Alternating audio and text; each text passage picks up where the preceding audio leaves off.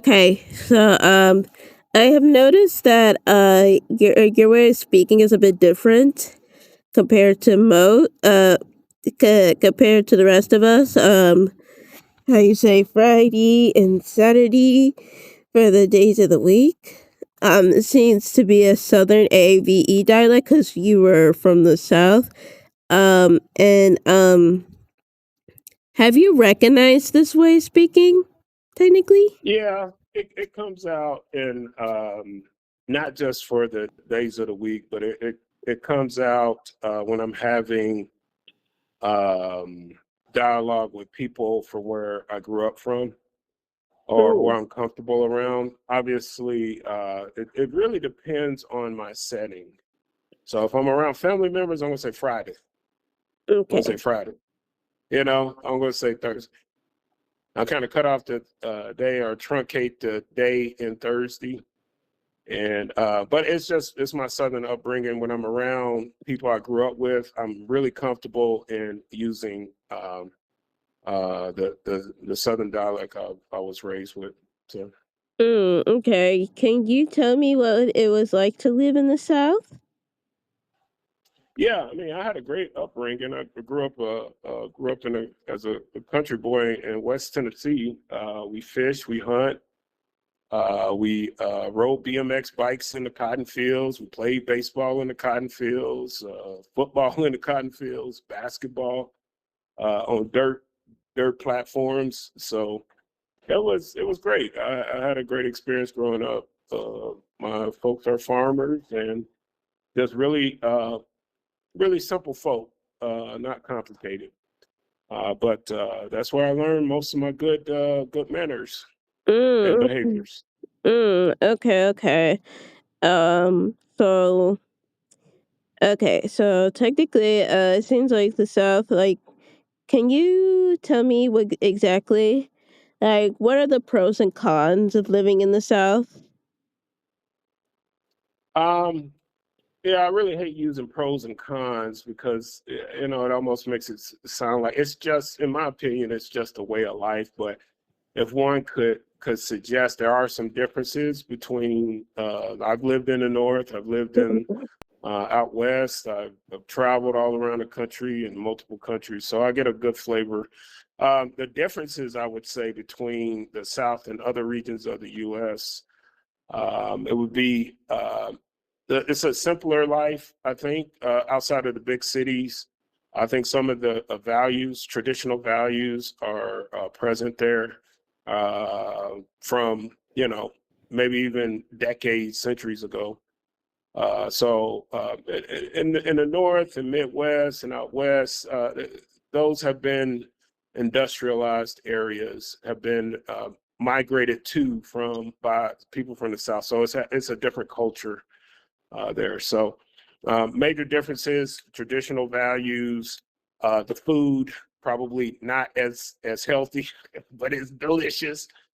And I would definitely say I think the people's religious behavior is a little different. It's different from the North. Religious backgrounds, I would say those are the major differences.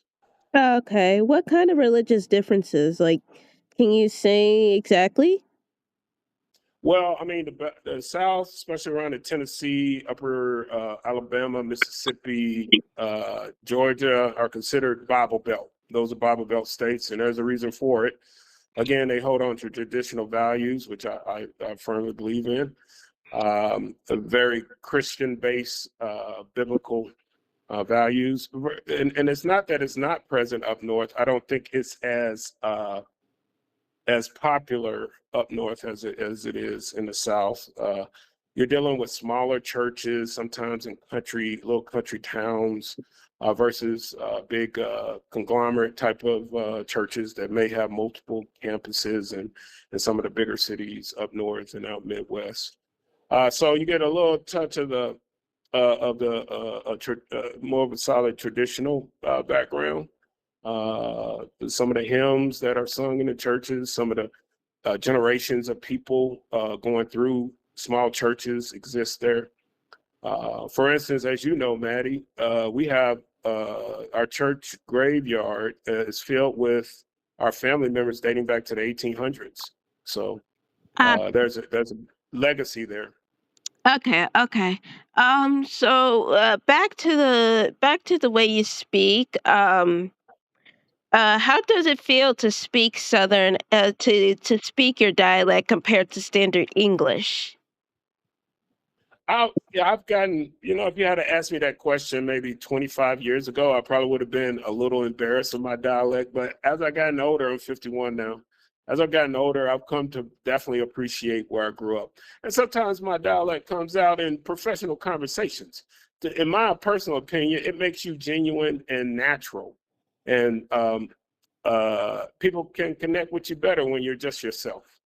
Uh, but if you're in front of an audience of 500 to 1,000, you probably want to use proper English when it's necessary, so people can understand you better because you're dealing with different cultures and backgrounds. But generally speaking, if you're having one-on-one conversations, a small group of people, it's okay to let your southernness come out. Okay. So who do you usually use it with, like outside of family? Who are you? That friends, coworkers, yeah, friends, coworkers, even people I meet initially I've never met before who are new associates. I mean, new people coming into my life. I use it. I use it, and I'm very comfortable doing that. But again, the dialect can be a little misunderstood by people, so you have to clarify yourself sometimes when they don't quite understand what you're saying, especially if they're from foreign countries. Mhm. Okay. Okay. So let's see here. Seems to me like, are you quite proud of your dialect? Do you like it? Absolutely, wouldn't change it for nothing. And that by just me saying for nothing is a dialect. Is Mm-hmm. part of my dialect. Saying nothing. So wouldn't change it for nothing. Well, old age seems to do that. Well, as you grow older, you start to care less about what other people think. Yeah, you about right, Maddie. My Hmm. baby girl. You about right. You about right. Uh-huh. So, let's see here. Um, do people outside of the so have you had people see outside of the community see you differently when you speak this dialect? See me differently, but not in a negative way. I think honestly, the people made contact with in my life, I think they appreciate it. They because they can. I think it's a trust thing. I think when you start trying to be something you're not for the sake of impressing other people, I think that's when you lose trust with people. When you are yourself and you're able to articulate your wording and maybe even having to clarify a few things, people will build trust with you. Oh, okay, okay.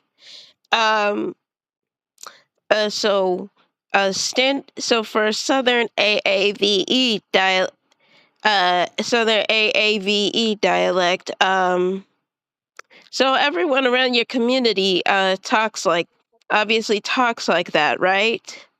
Have Yeah. Yeah, have Mhm. you faced any discrimination before? Based like any kind of bias? Um, Not that I'm aware of. I'm sure it existed. I'm sure folks probably look at you initially in a different kind of way who are not familiar with your background and everything. But to be honest, I don't even concern myself with it. I tend to, if it's my quality of communication or quality of work or something like, I always let that stuff prove itself out eventually, and they either uh, discriminate against it or they don't. But you'll know right real quickly. Trust me, you'll know who's on your side and who's not. So Ah, okay, okay. So have you had to learn how to change your dialect over time as you got more like does it come Like, did you have to manually learn how to, like, of course you had to learn standard English in school, uh, Right. Yeah. but like, would you have like, did you have to manually change your dialect when you went into I did. the I did when I was younger. Yeah. In my 20s and 30s, probably up to my mid 30s, I was so cautious about how I said things, how I made people around me feel. But again, I wasn't being genuine to myself, I don't think. I guess my point is you got to be yourself uh, and say things in a way. Now, if you're not articulating yourself well, you do have to clarify that because people need to understand what you're saying. But I at one point in my life, I uh, tried to uh, quote unquote proper English.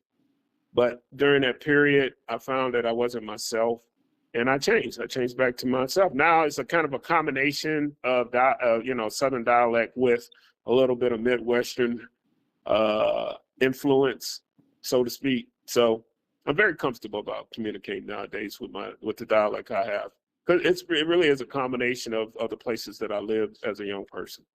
Okay.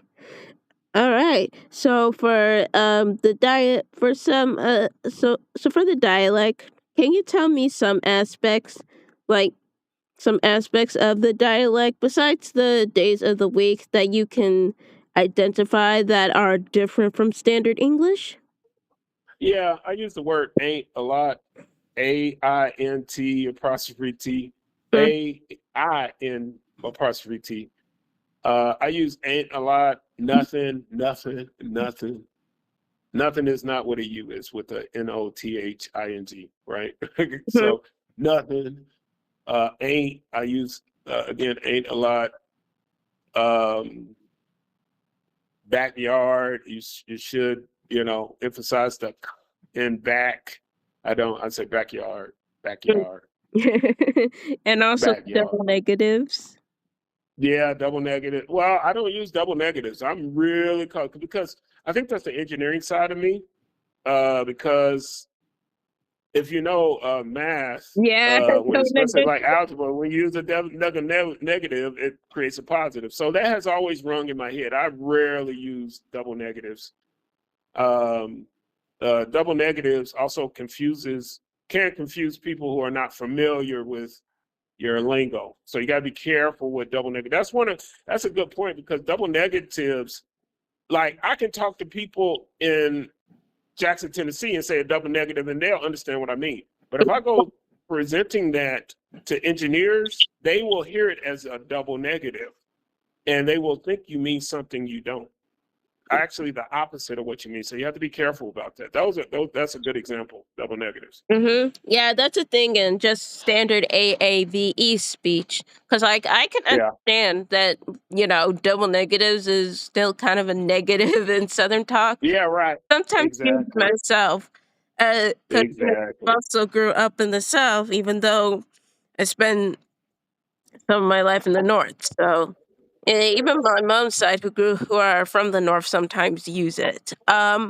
But yeah, what words specifically, like, are there any words that Like to the same thing? I I'm never gonna never do this. This I ain't ever going to do this. I ain't never gonna do this. These are double negatives. For one thing, ain't even a word, and it's not a proper word. You start there. There is no Uh thing as proper, to be honest. It's standard. It's established. It's actually standard English. well, there's a Right? standard. Yeah, it's a variety itself, though. It's just Sure, sure. established. Um. Right. Mm-hmm. But I'm not never gonna do this. uh, No way am I never doing this. These are double negatives. So it confuses people on what all right. it confuses people on what your intent of speech is. So Yeah, I see. Can you identify any words, like whole words, that are completely different from Like for example, we know that in the South we say soda, but in the North Yeah, they say pop. right. There any other words that you can think of that are completely Oh yeah. I got a lot of 'em. Chitlins. Sometimes people up north don't know chitlins means chitterlings. And chitlins, black, especially black folk in the South, they say chitlins. Like Big Mom, Big Daddy, all your uncles and aunts, they're on both sides really, Hills and on my side. We say chitlins because that's what it is. But the correct pronunciation is chitterlings. So when you talk to people up north or out west, they're like, "What is that?" And then you're having to explain. Well, it's really chitterlings. So Do you like that's a chitterlings? good example, huh? Do you like chitterlings? I love them. I grew up on chitlins, Mm. not chitterlings. I grew up on chitlins. Oh yeah, you have to cook them a certain. Big Mom made them all the time. Mom made them some. Mom made them sometimes. Your grandmother made them sometimes, but Big Mom made them all. Your great grandmother made them all the time. It So takes a long I grew time up to on them. prepare them, right? Yes, it's pretty much hog intestines that they have to clean for about a couple of hours before they prepare them. It's preparing them for boiling. Ah, I see. So What other yeah. word? What other words? What other words that may that people from where I'm from would understand, but other people may not understand? Yeah, like whole words Uh, that refer to like the same thing, but like are completely different. okay, I'd have to think about that. Okay, take. Uh, uh, yeah, I have to think about that, Maddie. Nothing comes right off the top of my head. The only thing is, might say, oh yeah, another one is pecan versus pecan. Yeah. Yeah. Those are well, technically those are the They same still word. might understand. Yeah, they might say the same. Yeah, I don't know. I would have to think about it, Maddie. I don't know. It's cool though. I don't mind if because it can be a bit hard because it comes off the tongue. You're not really gonna identify the words you speak. I mean, like it's not like you expected something like this to happen.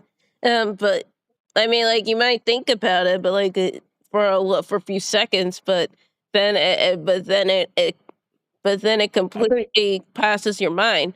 Um, and Yeah, the I same think thing. also too the context in which you use the word will help people. If you put context behind the word and you're communicating, they can sometimes get it, and then sometimes they still won't get it. So, but yeah, okay. Okay, No, so I have to think about it, baby.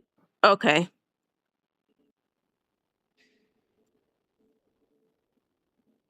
you also say the same thing about caramel. You say caramel, right? Yeah, and it's to be honest, I've been to Juan Valdez here because they love Juan Valdez coffee, and even Spanish folks can understand caramel better than Americans can understand my caramel. I guess they hear Sometimes it that. has a caramel. I guess they hear that more often than the other. But I say Yeah, caramel. You say it as caramel. right. Have you had to change your pronunciation for some things depending on the context?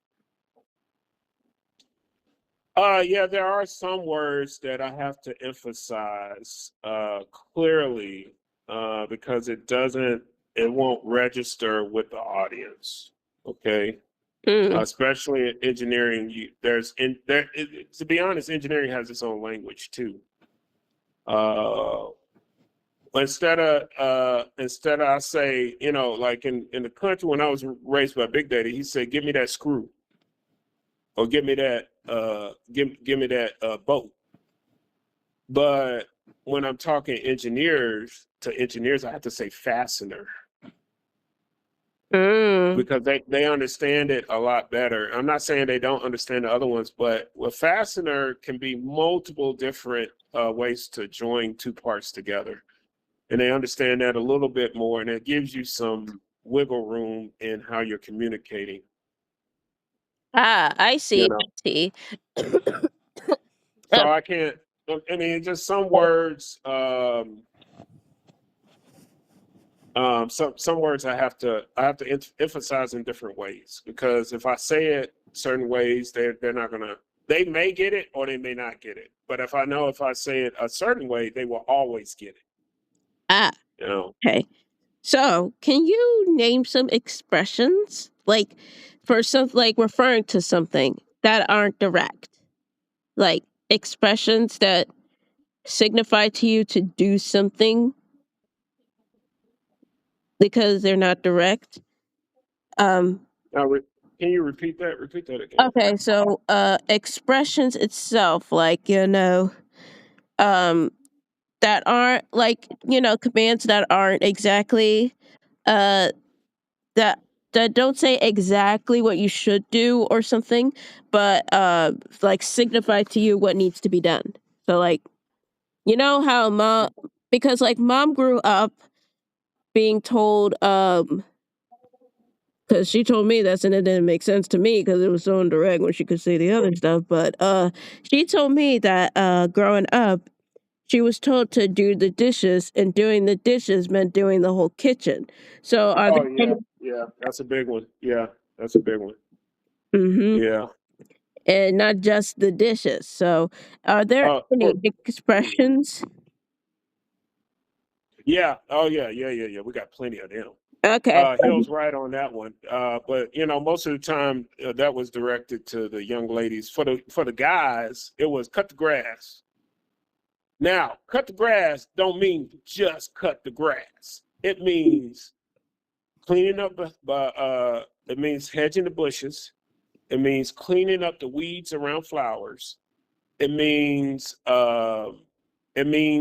trimming. That means cutting the grass around the perimeter of the property. But when my big daddy said cut the grass, he's actually telling you to do all of these other little things that improve the aesthetics of the yard. Uh, I see. I see. Does that? I always. So if I just went out and cut the grass, he would be upset because I didn't do all of the detailed work in cutting the grass. But he would expect me to understand this is what cut the grass means. I see. Um, yeah, that's a bit annoying. Did you ever disagree with that? Like, why don't you just say do the whole yard?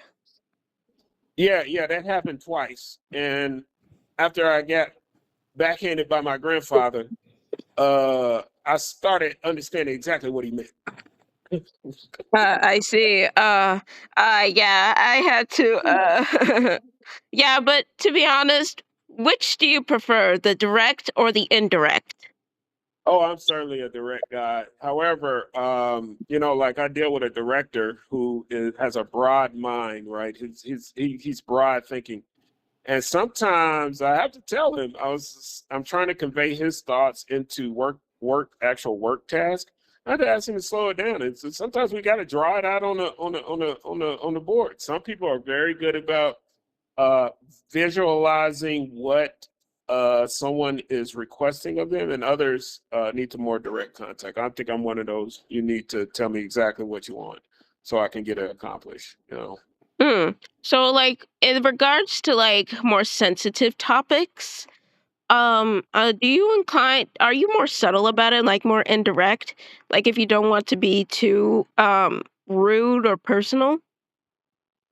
Um, Probably less than most folks. I'm more direct, but I had to learn over time that there has to be some sensitivity. I know you guys may not think so, but I mean, when I'm dealing with the real world, there has to be some sensitivity with regards to dealing with sensitive matters. Ah, mm-hmm. Yeah, I agree with that. Cause like the South is known for, being less direct, right? Yeah, right. Mm-hmm. Um, Another another thing I know Madison and Madison, Lillian, and Rob. I know you guys have had to deal with our last name. People butcher our last name all the time. I mean, especially in the South. You well, it's know, the first part. The weather is not really much of a problem. It's getting Merri. They keep saying right? they keep spelling it as Mari because it's Yes, sounds like it. yes. Where- Yes, we get it all the time. Every Meriwether experiences this issue. Some in the country, sometimes they say Mayweather, Ah, or I have to. I will even run through my own last name real quick, and people are like, "What? What?" I say Meriwether, and they're not catching the two R's. In the Spanish speaking countries, it's almost impossible for them to say my last name because they treat the two R's as part of their alphabet, and yeah, they struggle with it yeah, because that's not how you that's not how you pronounce it. yeah, Meru. So I guess the yeah, right. R. With the W, and the W also screws them up. So they get hit with the double R and then the W, and then I just say no. It's just that's fine. Whatever you want to call So, like, it. do you just resort to your first name or something? No, they end up saying they end up saying met the weather, and then like they don't have a th. That's also what screws them up too. They don't have a th in their language, so they struggle with.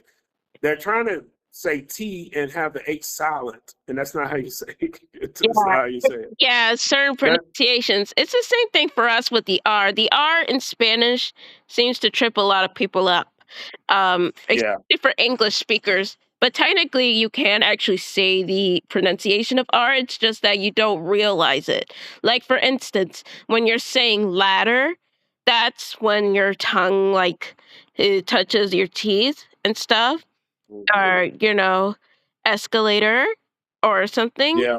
or butter. Right. Right. That's when you use it, but they don't realize it. So, you They don't. like for some I seen like on how to pronounce the R, they use those words as examples. Now for rolling your R's, like the trill R, that takes some practice. A Luckily, lot of practice, and I still ain't got it after about 30 years. I still don't have it. luckily I learned to trill my R's in preschool, so that comes naturally for me. Right. But Yeah, it's yeah, not difficult. yeah, that's the thing with dealing with other cultures. And even in our own country, the amount of times I've had to explain to people had to tell people how to properly spell out the first part of my last name. I wonder I know. who came up Yeah. with that. Do you know where our last name came from? Yeah, it dates back way far. It dates back to the early 1800s, baby. I would have to get with my aunt used to tell me where it came from, but obviously we're descendants of slaves in West Tennessee. So they were most Uh, likely named by the slave owners. yeah, yeah. Meriwether is an English name. It's an English derives from the Britain. So it's not that British were a slave. That just means that the people who owned our people were descendants of British Okay. of the Brits. Yeah, Yeah. because it is a common last name. It does sound a bit British, but like I'm proud of it because, like, I grew up with it and stuff. And mom did have it for a little bit before she got divorced. But yeah, it's just a little slight mishap to having a unique last name and stuff. You gotta tell people how to spell it properly. And Yeah, baby. Mhm. yeah, so um, this is gonna be our middle let's see here. How is let's see here. Um would you consider Mm. um would you consider Southern AAVE dialect, like the dialect you speak, a lot easier to understand, like to comprehend? Um, Depends on who the listener is. Mm. Um, if I go back home, I understand it very clearly. And to be honest, over the state of Tennessee, Alabama, Georgia, Mississippi, somewhere in the South, they all understand it. If I go to New York, they're going to struggle. Ah. Yeah. Yeah. Okay. Well, the Southern dialect is well, I never really grew up in the South, to be honest, but I can understand it because I'm black. Can we all speak Yeah. AAVE in a way? Um, but mine is geared toward more towards standard English, and yours is geared to more away from it, only in certain contexts. Of course, you would use standard English when necessary, and Yeah. that's just the thing with regional, with being in different regions, you know. Um, Mhm. but yeah, thank you so much for having this interview with me, by the way. I really appreciate it. And I'm glad you have a lot to say about the center dialect cuz like for this kind of interview, I was concerned about how much you guys would recognize how much you speak, but you speak it because it just comes naturally. You're not really thinking too much about how you speak, right? That's right, baby. You're Mhm. right. But, like, You're you right. would notice some little differences, and we have to technically code switch a lot too, and it comes Yep. by nature because you have to learn how to speak in certain contexts, and I Well, I was thinking you have to code switch when the audience needs to clearly understand what you're trying to say. Mhm. I Well, don't talk. I used to code switch because when I was younger, around your age, I used to code switch because I wanted to be proper. You mm, know, I wanted to fit in. I mean, like, it's not But like you had a choice, though, technically. Certain opportunities but come if you have to present yourself in such a way, like, for instance, getting a job. uh-huh. Yeah. But to be honest, Maddie, I gotta be honest with you. Being yourself, you just being yourself will carry you farther in life, even in job interviews, will carry you farther than being something that you're not. Uh, You just have to make sure that you communicate your idea well enough for them to understand. alright. Hmm. Okay. Okay, so, thank you so much for this interview, Dad. I really appreciate you taking some time out of your day, and, Okay, baby. soon. Okay, bye. All right. Love you, kiddo. Bye bye.